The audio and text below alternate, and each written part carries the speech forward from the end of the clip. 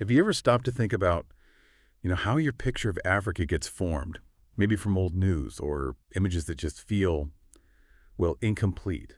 For a lot of us, I think the continent is seen through this lens that doesn't really capture the reality, how vibrant and complex it is. So today, our deep dive is all about challenging that. We're going to dig into some honestly surprising facts and really compelling stories, things that paint a much more nuanced, more dynamic picture of Africa right now and its future. Yeah, our mission here is basically to unpack a bunch of different sources that go way beyond any single story. We want to give you a shortcut, sort of, to being genuinely well-informed about this incredible continent. Absolutely. And we'll be exploring Africa's remarkable economic resilience, and also its successes, the ones you don't often hear about, plus the really innovative solutions coming from within these diverse nations. But crucially, we also need to look at the actual cost, the real cost of how Africa is perceived around the world. Our sources for this deep dive are pretty varied. We're drawing from solid economic reports, media analysis, detailed studies on innovation, development, quite a mix. Right. So what does it actually mean to be well-informed about a place that's just so vast and diverse? Let's unpack that. Okay, let's jump straight in with the big economic picture because it's genuinely eye-opening. The African Development Bank's 2025 Macroeconomic Performance and Outlook, they call it the MEO report, has some incredibly positive projections. I mean, get this. Real GDP growth is accelerating quite significantly. It's projected to hit 4.1% next year. And potentially even 4.4% in 2026. Wow. Now, to put that in perspective, Africa is set to become the world's second fastest growing region, right behind Asia. Second fastest, that's huge. It is. And here's the real kicker. 12 of the world's 20 fastest growing economies in 2025. They're projected to be African nations. 12 out of 20. Yeah. Think Djibouti, Niger, Rwanda, Senegal, South Sudan. The list goes on. So if your mental image of Africa was maybe, one of constant struggle, these numbers, they should be a powerful jolt to that view. They really paint a picture of burgeoning economic strength. It's quite remarkable, isn't it? And this growth isn't just happening by chance. The AFDB report points to several key reasons. There are significant economic reforms being put in place across the continent. We're seeing a welcome trend of inflation coming down. Yeah, it's just crucial. Absolutely, and improved fiscal and debt positions in many countries. But it's also vital we acknowledge the challenges that the report also highlights. They're still there. Growth, while it's strong, is still below that 7% mark they say is needed for really substantial poverty reduction. Right, that 7% threshold. Exactly. And Africa does remain vulnerable to global shocks, geopolitical tensions, climate disasters, and some regions are still grappling with prolonged conflicts. That's the reality, too. Okay. On the brighter side, though, inflation's projected to decline quite sharply, and fiscal deficits are narrowing. Public debt levels seem to have stabilized, although, they're still higher than before the pandemic. And some nations are unfortunately still in debt distress or at high risk. So it's a complex picture. Growth, yes, but still facing hurdles. If Africa is the world's second fastest growing region overall, what does that actually look like on the ground? Beyond these big, impressive macro numbers, there must be deeper stories, right? Less visible things that really show this economic dynamism. That's exactly where it gets interesting. So while those macro numbers are powerful, the real, heartbeat of this dynamism often goes unnoticed, doesn't it? It's happening fiercely at the ground level through incredible entrepreneurship. There's a source from Frey Intermedia that really hammers this point home. It argues, that many African business success stories are basically hidden from view. Hidden, yeah. Paul Harry Aithnard, he's the director of EcoBank Côte d'Ivoire. He puts it perfectly. He says, when you are trying to set up a business and succeed in Africa, you are going against all odds. Against all odds. And that, he suggests, is precisely why these stories are so compelling, so inherently interesting. But we rarely hear them. And the Africa No Filter report, ANF, confirms this. It found that business reporting, both by African and international media, is often, problematic.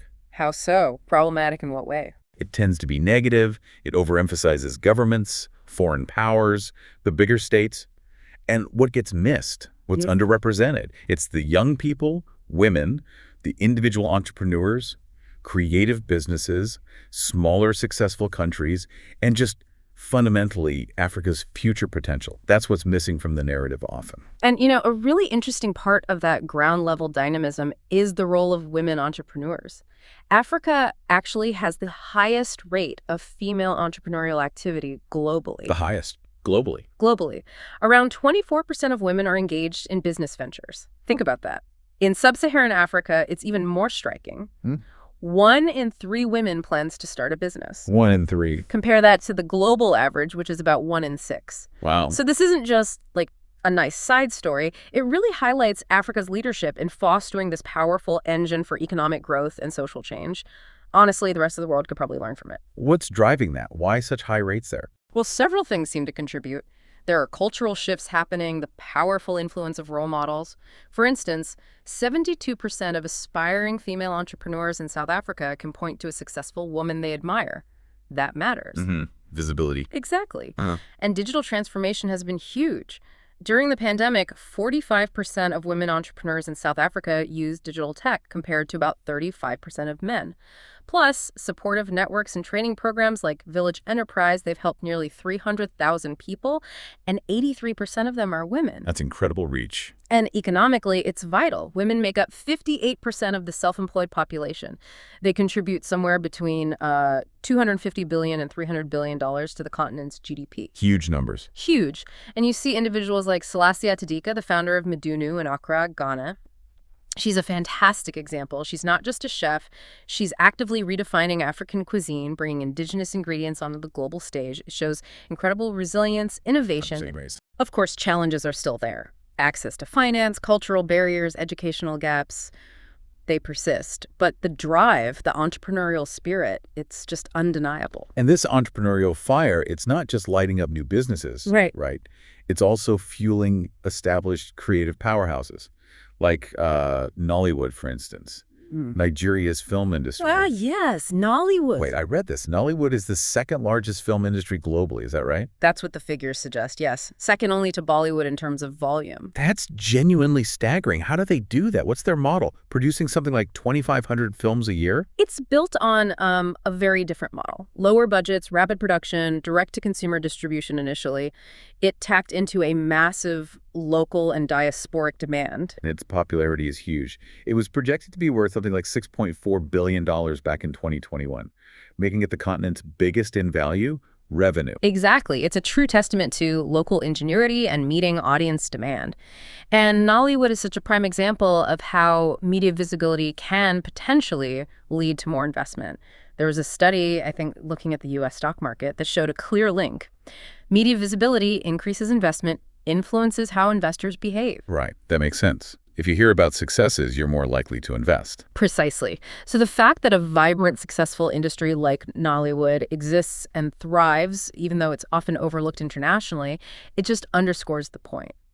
Reporting on these young entrepreneurial businesses, these diverse creative industries, it really matters. It can attract broader investment, help reshape those global perceptions we talked about. Okay, so that connects the economic picture to the ground level stuff. Yeah. Let's pivot a bit now. How is Africa using technology, particularly to solve some of its really critical challenges? Let's start with healthcare. Health tech, a fascinating area. Yeah, the Brookings Institution highlights Africa as like a real hub for disruptive innovation in healthcare, specifically using Fourth Industrial Revolution 4IR technologies. And there's serious money flowing in. $550 million went into health tech between 2020 and 2023. But get this, funding for women-led health tech startups. It increased by 2,000% between 2022 and 2023 alone. 2,000%. 2,000%. That's a massive vote of confidence, isn't it? Shows huge potential. Absolutely. Incredible momentum. And the potential impacts they project are enormous. Digital tools could cut healthcare costs by maybe 19%, medication errors by 55%, boost operational efficiency by 30%. Yeah. AI applications just on their own could potentially save 1 million African lives by 2030. And remote solutions could reach over 700 million people across the continent. It's remarkable how these technologies are directly tackling some of the really deep-seated challenges in African healthcare systems. Take human capital shortages. That's a big one. Yeah, the doctor-to-patient ratio is often cited. Exactly. Only one doctor for every 3,000 patients on average. And they project a shortage of 4.3 million doctors by 2035. Wow. But mobile phone penetration is pretty high, 44% in sub-Saharan Africa as of 2023.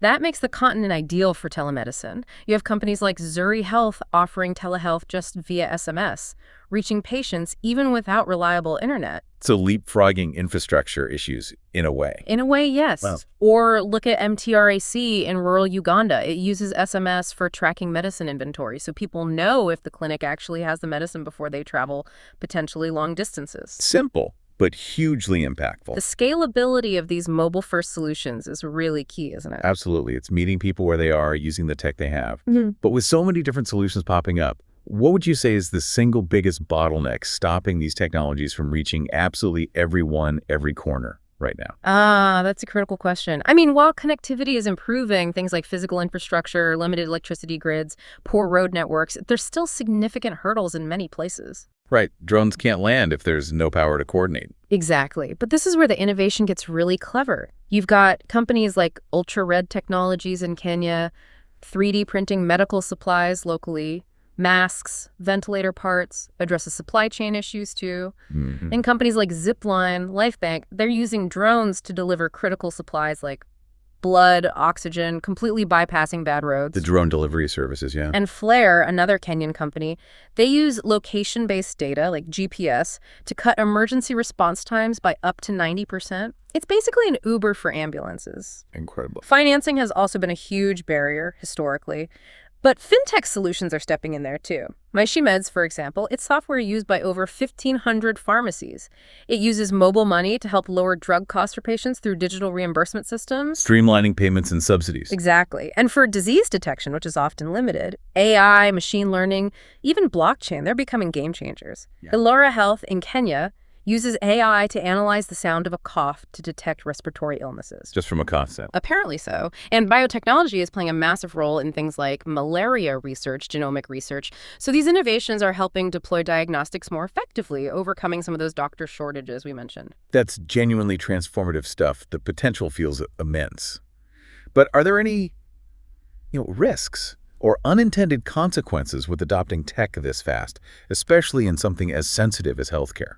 Should we be aware of anything? It's a very fair point. Things like data privacy, ensuring equitable access, making sure it doesn't just benefit urban elites, those are ongoing challenges. They require really thoughtful regulation, continued investment in infrastructure for everyone. But I think the argument is that the benefit, particularly in bridging these massive healthcare gaps that exist, are just so profound. So the continent seems to be actively working to mitigate those risks as these solutions scale up. Okay, that makes a lot of sense. Balancing progress with caution. Now let's shift gears slightly to another really critical area where African innovation is solving big problems. Environmental restoration. Yes, the land. Yeah. Fundamentally important. There's a manga-based study that highlights the sheer scale of the challenge. Nearly half of Africa is affected by desertification. 2/3 of its productive land is degraded. 2/3? Yeah, and yet 60% of the people on the continent depend directly on that land, on forests, for their livelihoods. It's a huge disconnect. It is. This manga-based study looked at 17 different initiatives across 13 African countries, all aimed at healing the land and helping the people who depend on it. And the good news, 7 of them achieved really sizable improvements ecologically, economically, and socially. Okay, so what made those 7 successful? What were the key factors? The study identified 3 main things. Tapping into existing social relationships, providing the right incentives ones adequate enough to overcome people's natural risk aversion, and crucially, maintaining momentum over the long term. Can you give an example? Sure. Take Niger's farmer-managed natural regeneration, or FMNR. This was a really powerful bottom-up approach. Instead of planting trees, they encouraged farmers to protect and manage the seedlings that were already sprouting naturally from old tree stumps or seeds in the soil. Working with nature, not against it. Exactly. And they've successfully reforested something like 6 million hectares this way. It led to healthier soils, higher crop yields, more mulch, more firewood. Wow, 6 million hectares. What helped it take off? Incentives were key. Things like food for work programs during droughts helped people through the initial stages. And, really importantly, changes in national laws gave farmers ownership rights over the trees they nurtured. That was a game changer. Ownership right. Makes sense. Any other examples? Namibia's conservancies are another great one. They provide a formal structure for local communities to manage wildlife on their land and, crucially, benefit from it, often through tourism. There are now 86 of these conservancies covering about a fifth of the country, and 78% of them generate income for the community members. And the environmental impact. It's led to stable or even increasing elephant populations in those areas, healthier woodlands, especially around the tourist lodges. Now, it's important to note this depends on context, right? Tourism works better than agriculture in some of those arid regions. And there's a huge social justice element, too. It's about returning land management rights to local communities after the colonial era. Deeper layers there. Definitely. And then you have, say, Burkina Faso's cashew cultivation boom. That was driven mainly by rising global cashew prices and migrants returning home and setting up plantations. But that also highlights the complexities. While it brought income, it also raised concerns about causing new deforestation, replacing essential food crops, reducing biodiversity, and the benefits weren't shared equally by everyone in the community. So success isn't always straightforward. This sounds like a really complex web of social, economic, and environmental factors. Yeah. But it's still encouraging that, as you said, the study found that even with setbacks, using a systems approach and adapting along the way meant that 40% of the projects they looked at ultimately succeeded. Exactly. Adaptation is key. What about the long-term picture for these? Are these solutions really sticking, or are they more like temporary fixes that depend on outside help? That's always the million-dollar question in development, isn't it? The study really emphasizes that the most successful projects, the ones likely to last, were those that deeply integrated with local social structures and, crucially, provided sustained economic benefits that made them kind of self-perpetuating, not just reliant on short-term external funding. Like that shift in tree ownership laws in Niger that created a lasting built-in incentive for farmers to protect the trees. That's sustainability. Right, embedding it locally. Okay, now let's try and tie all these threads together, the growth, the innovation, the challenges with this critical issue. The narrative, the cost of negative narratives. There's a Guardian report that puts a number on it, and it's genuinely staggering.